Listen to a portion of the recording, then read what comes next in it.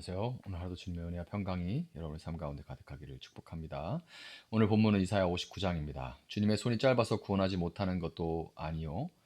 주님의 귀가 어두워서 듣지 못하시는 것도 아니다. 오직 너희의 죄악이 너희와 너희 하나님 사이를 갈라놓았고 너희의 죄 때문에 주님께서 너희에게서 얼굴을 돌리셔서 너희의 말을 듣지 않으실 뿐이다. 너희의 손이 피로 더러워졌으며 너희의 손가락이 죄악으로 더러워졌고 너희의 입술이 거짓말을 하며 너희 혀가 악독한 말을 하기 때문이다.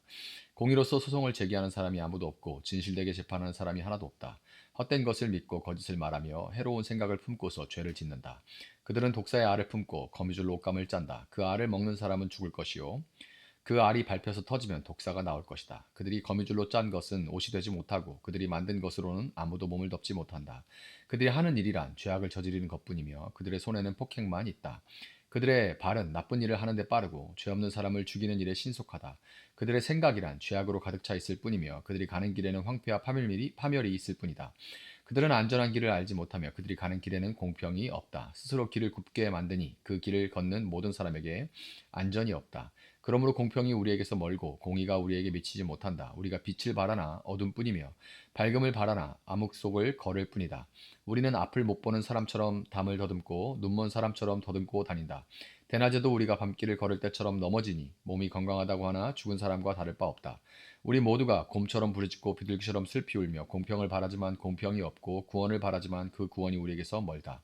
주님께 지은 우리의 죄가 매우 많습니다. 우리의 죄가 우리를 고발합니다. 우리가 지은 죄를 우리가 발뺌할 수 없으며 우리의 죄를 우리가 잘 압니다. 우리가 죄를 짓고 주님을 부정하였습니다. 우리 하나님께 등을 돌리고 물러가서 포악한 말과 거역하는 말을 하면서 거짓말을 마음에 품었고 또 실제로 거짓말을 하였습니다. 그래서 공평이 뒤로 밀려나고 공의가 멀어졌으며 성실이 땅바닥에 떨어졌고 정직이 발붙이지 못합니다. 성실이 사라지니 악에서 떠난 자가 오히려 약탈을 당합니다. 주님께서 이것을 보셨다. 공평이 없는 것을 보시고 슬퍼하셨다. 압박받는 사람을 도우려는 사람이 없음을 보시고 중재자가 없음을 보시고 주님께서는 놀라셨다. 주님께서는 직접 억압받는 사람을 구원하시려고 반드시 공의를 이루시려고 당신의 능력을 친히 발휘하실 것이다. 주님께서 공의를 갑옷으로 입으시고 구원의 투구를 머리에 쓰셨다. 응징을 속옷으로 입으셨다. 열심을 겉옷으로 입으셨다. 그들이 한 대로 갚으신다. 적들에게 진노하시며 원수들에게 보복하신다. 섬들에게도 보복하신다. 해 지는 곳에서 주님의 이름을 두려워하며 해 뜨는 곳에서 주님의 영광을 두려워할 것이다. 원수가 강물처럼 몰려오겠으나 주님의 영이 그들을 물리치실 것이다. 주님께서 시온의 속량자로 오시고 야곱의 족속 가운데서 죄를 회개한 사람들에게 오신다. 주님께서 하신 말씀이다. 주님께서 말씀하신다. 내가 그들과 맺은 나의 언약은 이러하다. 너의 위에 있는 나의 영과 너의 입에 담긴 나의 말이 이제부터 영원토록 너의 입과 너의 자손의 입과 또 그 자손의 자손의 입에서 떠나지 않을 것이다. 주님께서 하신 말씀이다. 아멘. 자, 우리는 살면서 거대한 벽이 내 앞에 있는 절망의 벽이 앞에 있는 것 같이 느낄 때가 있습니다. 개인의 삶에서는 뭐 끊어지지 않는 어떤 죄의 사슬이 악한 습관이 될 수 있고 사회적으로는 거대한 시스템과 같이 굳어져 버린 불의와 거짓의 문제일 수가 있죠. 아주 그냥 그것이 그냥 고착화돼 버린 그런 벽과 같이 단단해진 왜 세상은 이렇게 변하지 않는가? 왜 하나님은 이런 부조리를 보고만 계시는가 하는 그런 생각이 들 수 있죠. 우리는 하나님이 너무 그럴 때 멀리 계시다. 혹은 우리의 고통에 하나님은 무관심하시다 이렇게 생각하기가 쉽습니다. 오늘 본문 이사야 59장도 바로 그 질문, 절망에서 시작되는 그런 본문입니다. 백성들은 고통 속에서 신음하고 있었지만 하나님의 구원은 도무지 보이지를 않아요. 하나님은 이 백성들의 탄식에 분명하게 대답하십니다. 왜 하나님 응답하시지 않습니까? 하는 그 탄식에 하나님께서 이렇게 답하십니다. 주님의 손이 짧아서 구원하지 못하시는 것도 아니고 주님의 귀가 어두워서 듣지 못하시는 것도 아니다. 문제가 하나님께 있지 않다는 거예요. 채널이 쌍방소통이 돼야 되는데 한쪽에서 막 얘기를 하지만 한쪽에서 들리지 않고 반응하지 않는데 그 문제가 듣지 않고 반응하지 않는 쪽에 있는 것이 아니라 막 이야기하는 그쪽에 있다는 얘기입니다. 하나님의 능력이 부족해서도 우리의 기도를 못 들으셔도 아니고 2절과 같이 오직 너희의 죄악이 너희와 너희의 하나님 사이를 갈라놓았고 너희의 죄 때문에 주님께서 너희에게서 얼굴을 돌리셔서 너희의 말을 듣지 않으실 뿐이다. 이게 문제인 거죠. 문제가 장벽이 있다는 거예요. 얘기를 하는데 하나님께 닿지 않고 그 장벽에 부딪혀서 다 떨어져 나간다는 거예요. 하나님과 우리 사이에 죄악이라는 두터운 벽이 있다는 겁니다. 예언자는 그 죄악의 실체를 낱낱이 고발하죠. 3절 4절을 보면 너의 손이 피로 더러워졌으며 너희 손가락이 죄악으로 더러워졌고 너희의 입술이 거짓말을 하며 너희의 혀가 악독한 말을 하기 때문이다. 공의로서 소송을 제기하는 사람이 아무도 없고 진실되게 재판하는 사람이 하나도 없다. 헛된 것을 믿고 거짓을 말하며 해로운 생각을 품고서 죄를 짓는다. 사법 체계가 완전히 붕괴됐단 말입니다. 모든 재판과 소송이 진실과 공의를 위한 것이 아니라 오직 이득을 위한 시시비비일 뿐이에요. 뇌물이 오가고 돈을 위해 죄인을 두둔합니다. 진실은 길바닥에 엎드러지고 정의를 찾아볼 수가 없어요. 이렇게 거짓과 불의가 가득 찬 사회, 하나님과의 관계가 끊어진 백성의 삶은 어떻습니까? 9절에 그 고통스러운 자백이 담겨 있죠. 그러므로 공평이 우리에게서 멀고 공의가 우리에게 미치지 못한다. 우리가 빛을 바라나 어둠뿐이며 밝음을 바라나 암흑 속을 걸을 뿐이다. 자, 그들은 빛을 원했지만 어둠 속을 헤맬 수밖에 없습니다. 10절엔 이렇게 묘사가 되어 있는데 참 참담한 표정이에요. 이 표현입니다. 우리는 앞을 못 보는 사람처럼 담을 더듬고 눈먼 사람처럼 더듬고 다닌다. 대낮에도 우리가 밤길을 걸을 때처럼 넘어지니 몸이 건강하다고 하나 죽은 사람과 다를 바 없다. 죄의 결과가 이렇다는 겁니다. 영적인 눈이 멀어버린 결과로 이런 일들이 쭉 일련의 일들이 일어나는 거예요. 무엇이 옳은지 어디로 가야 할지 전혀 알지 못한 채 그저 절망의 벽만 더듬고 있습니다. 14절은 이 상황을 이렇게 요약합니다. 그래서 공평이 뒤로 밀려나고 공의가 멀어졌으며 성실이 땅바닥에 떨어졌고 정직이 발붙이지 못합니다. 이 모든 상황을 하나님이 지켜보고 계십니다. 그리고 16절 상반절에서 우리는 하나님의 놀라운 반응을 보게 되죠. 압박받는 사람을 도우려는 사람이 없음을 보시고 중재자가 없음을 보시고 주님께서는 놀라셨다. 하나님은 이 무너진 세상 속에서 이 죄악의 장벽을 허물기 위해서 앞으로 나서는 사람이 단 한 사람이라도 있기를 하나님을 찾으셔요. 이 하나님과 사람 사이에 서서 깨진 관계를 회복시킬 중재자를 찾으시는 거죠. 그런데 한 사람도 없습니다. 모두가 공범이었고 모두가 맹인이었으며 모두가 다 벽을 더듬고 있었기 때문입니다. 하나님은 이에 대해서 놀라셨다라고 얘기해요. 어쩌면 이럴 수가 있는가 하고 놀라셨다고 그래요.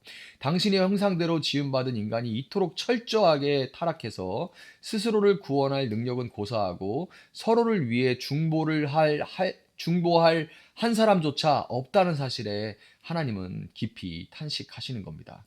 에스겔 22장 30절을 보면 똑같은 탄식이 등장합니다. 나는 그들 가운데서 한 사람이라도 이 땅을 지키려고 성벽을 쌓고 무너진 성벽의 틈에 서서 내가 이 땅을 멸망시키지 못하게 막는 사람이 있는가 찾아보았으나 나는 찾지 못하였다. 하나님의 동일한 탄식이죠.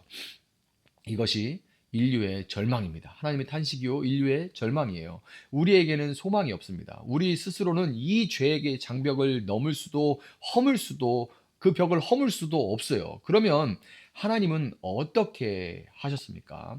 중보자가 없다고, 중재자가 없다고 그들을 포기하셨나요? 아니죠. 16절 하반절이 바로 이 복음의 정수, 복음의 진수입니다. 주님께서는 직접 억압받는 사람들을 구원하시려고 반드시 공의를 이루시려고 당신의 능력을 친히 발휘하실 것이다. 아멘. 개역개정 보면 자기 팔로 스스로 구원을 베푸시며 자기의 공의를 스스로 의지하사 이렇게 돼 있어요. 아무도 없었기 때문에 하나님이 친히 그 일을 행하기로 작정을 하신 겁니다. 하나님 스스로 구원자가 되시기로 하신 거예요. 하나님이 공의의 갑옷과 구원의 투구를 쓰시고 이 절망의 전쟁터 한가운데로 직접 뛰어 들어오셨습니다. 어떻게 그 전장 가운데 들어오셨나요?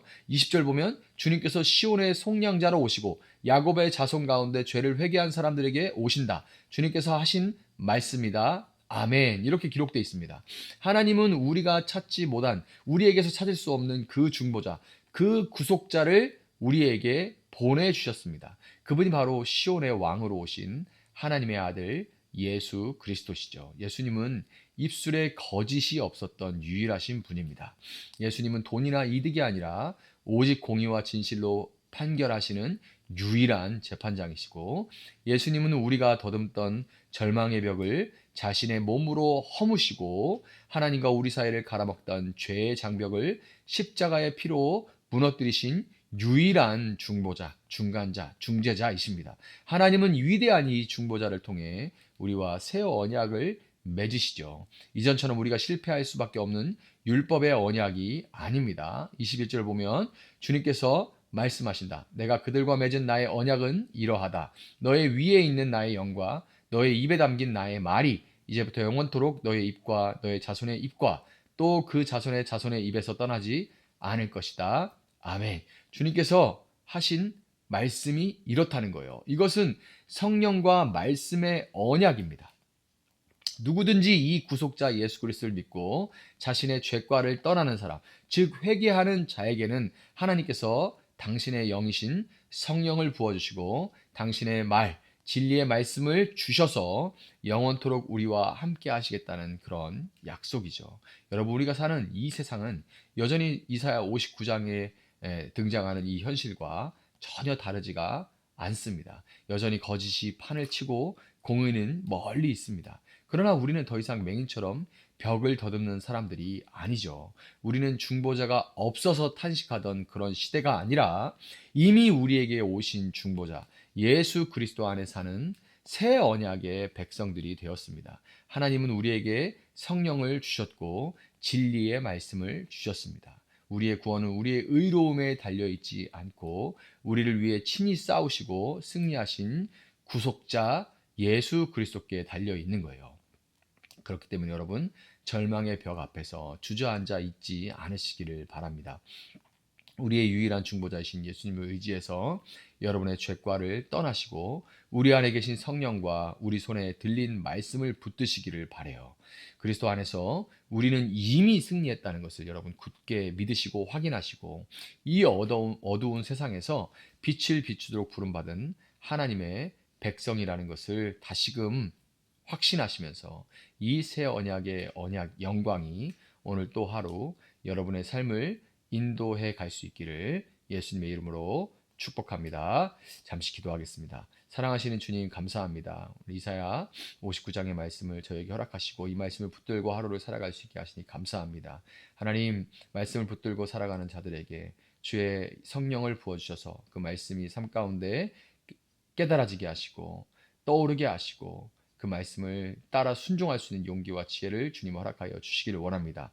말씀을 따라 살아갈 때에 하나님께서 참으로 그 말씀을 사모하는 자에게 부어주시는 그 놀라운 은혜와 축복을 부어주시기를 원합니다. 우리 성도님들 오늘 하루 살아갈 때에 진정으로 이 말씀과 동행하며 승리할 수 있는 삶을 살아갈 수 있도록 도와주시옵소서. 감사하며 예수님의 이름으로 기도합니다. 아멘. 오늘 주신 말씀 붙들고 계속해서 기도합니다.